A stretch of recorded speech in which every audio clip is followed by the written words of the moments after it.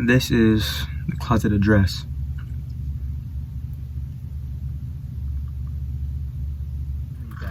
It's your boy Hawk, and welcome to my nest. And today, I've been telling I want to do this conversation for a very long time, and finally I can do it. I wanted to do it for my first video, but I felt like, you know what, let me just chill.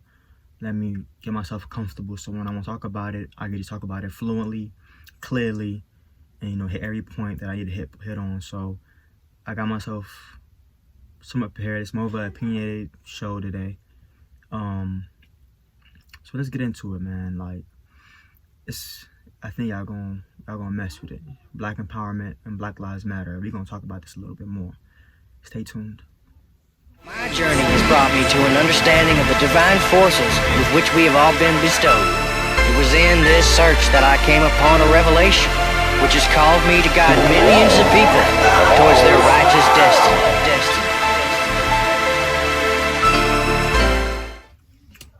Alright, so we back. So first off, I want to say the main reason why I started this channel was to talk about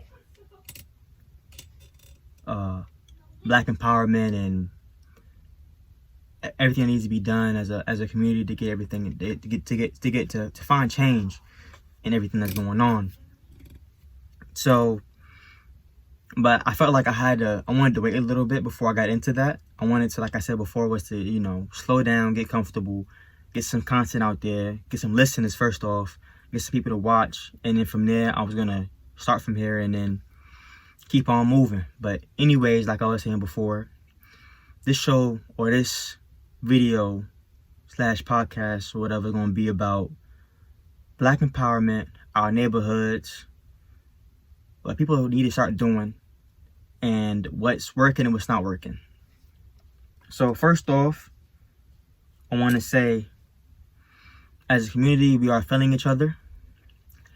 I feel like things that could have been done should have been done by now. And I'm going to give an example on that. And with this Black Lives Matter movement, I'm all for it. I'm all for it. I went to a protest myself. I didn't share nothing about it because I didn't go there to share. I went there to experience it. I went there to see for myself what was going on. And I'm all for it. We need change ASAP. And I feel like in terms of change, the only that we can get change is by force at this point. And there's no other way to get it at this point. Protesting is cool. We've done it years ago. We've got laws passed. But things that happen today should not be happening. It should not be happening still to this day. And the only reason for change is by force. Like, we need to literally, I'm not saying like start killing folk, but what I'm saying is we need to hold everybody accountable for their actions. I'm talking about to the point where, like, it's a politician out here that's not helping us. All right, get him out. Like, I don't know how we gonna get him out. I do, but I want to say it on my show. But you figure out what I'm talking about. I'm not talking about murder. I'm talking about literally getting to the point where if you're not for us, you're against us type. And they got to understand that. And for this Black Lives Matter movement, I'm all for it. And for those who don't understand it, don't want to understand what's going on. They don't want to understand. Well, Black Lives Matter, this is not a literal term in terms of putting every other race down. Yeah, you gotta understand that. That's not how we do things. That's not how we see things, okay? First off, all the examples I've heard were great examples. I've seen an example on a burning house. Great example. The way it went was this person was on TikTok. I seen a video on Instagram, and the person was using a burning house as an example for Black Lives Matter. So the person was like, yeah, I'm about to go help out this burning house. And the person with the house that was fine was like, what about my house? Perfect example. The Black Lives Matter is to show light on what's going on in the Black community. Okay?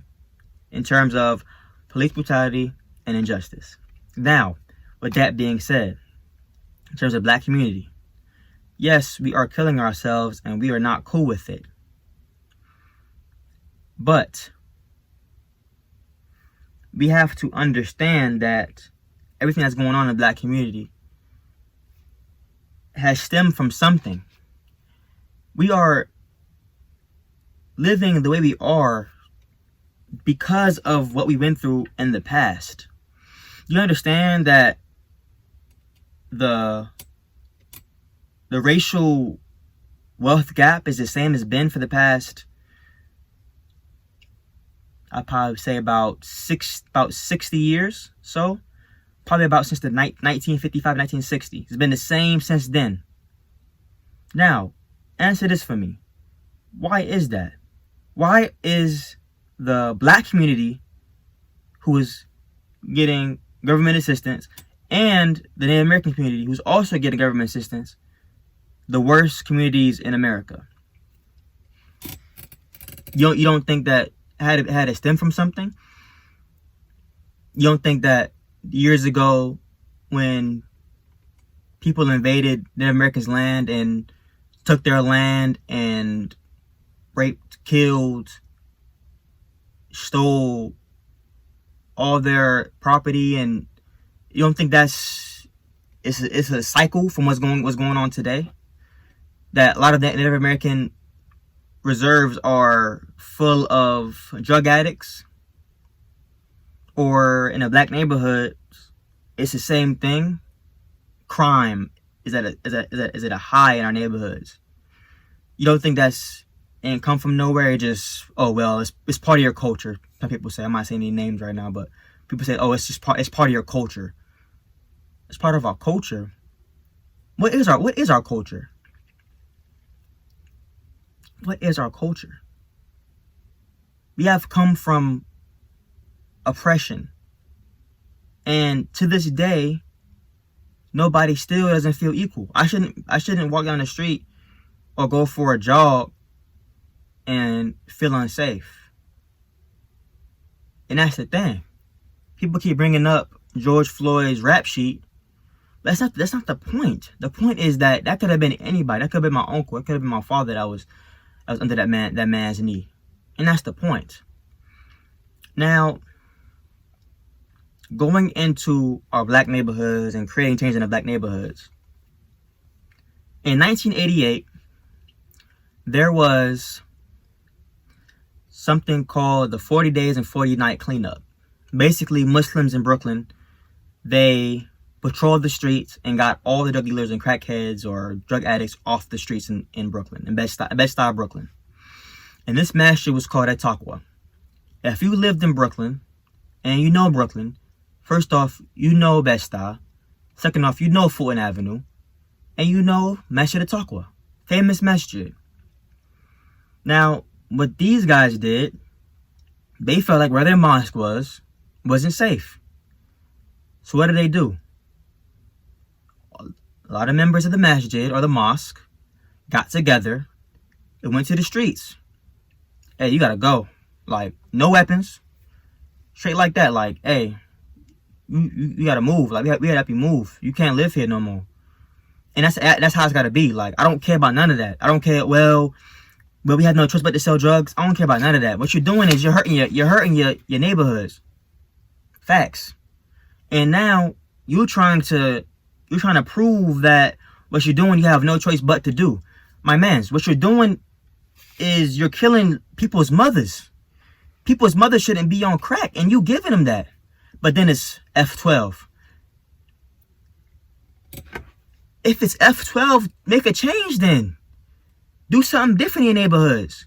What you mean F12? You gonna do something different? You gonna make a change? Are you gonna be the one to change your neighborhoods? Alright, so why you saying F something if you're not gonna change nothing? Going back to my other point. Now the imam was called, if I can remember his name, Imam Siraj Wahaj. A great imam. I met him when I was younger, when I lived in Brooklyn before. Great person.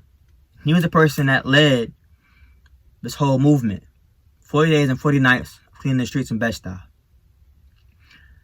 Now, I've seen the Black Militia. Shout out to them. Facts. And I've seen what they've done. I see that when they went to the Ku Klux Klan headquarters in Georgia, and he stood out there. I love it. Nah, but I gotta ask something though. Can we get them to make a change in our neighborhoods? The same goes for anything else. Like if a known dealers in our neighborhood, we should be able to be like, okay, look, knock on the door. Hey, bro, you gotta go, bro. Are you doing this? Are you doing this poison in our neighborhood? That's all you're doing. Same for the artists out there. You rapping about all this, but you still rapping about black improvement.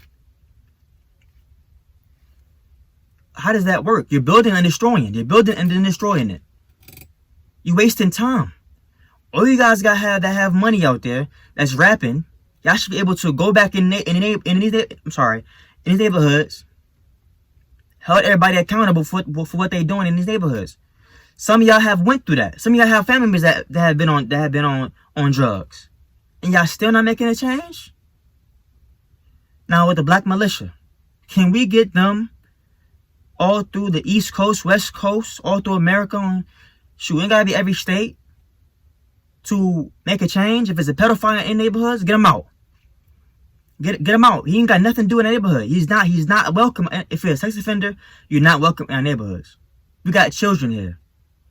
If you're a drug dealer, you're not welcome. You gotta go. So with that being said, yes, police brutality is a problem. It needs fixing. Injustice is a problem. It needs fixing. Equality, we need it. It's a problem. But we need to find a way to do the same thing in our neighborhoods. We shouldn't have kids getting shot. We shouldn't have mothers that are pregnant on crack cocaine. That shouldn't be going on in neighborhoods. So don't only hold these cops accountable. These cops gonna get theirs. They gonna get theirs. They have to. And it's our job to give them that. That's our job. But we're gonna make another change though? Do you accept the new change? Are we not making a change for ourselves too? We gotta do the same thing in our neighborhoods too. The same thing. Also, I want to say RIP to all these people that have fallen in the hands of these horrible people that's supposed to be protecting us. I'm going to have a list of others, but these are the ones that really touch home with me and I heard about. George Floyd, RIP. Breonna Taylor. Michael Brown, Trayvon Martin, he was killed by a racist. They want to take things in his own hands. Eric Gardner, Philando Castile, and this one really touched home with me because I run track and I take jogs every day or often, not every day, often. I go for a run often, and RIP to Ahmaud Arbery. Hopefully those guys get what they deserve. Whatever that may be. Allah knows best. But I have another list that's going to be on the screen soon. And rest in peace to all of them. We have a lot of change that needs to be done. A lot. As a nation and as a people. And only way that can be done is with us. Penn State tents, those people in those in the big house don't want to do nothing. It's our job now to take it by force. So we're gonna get it done, hopefully soon. So thank you. Yo, thank you for watching. Yes, I'm in the closet. I need some more quiet. Anyways, please like, please subscribe. I got more stuff coming, more workouts, more motivation, and more intellect. See you guys next time. Assalamu alaikum.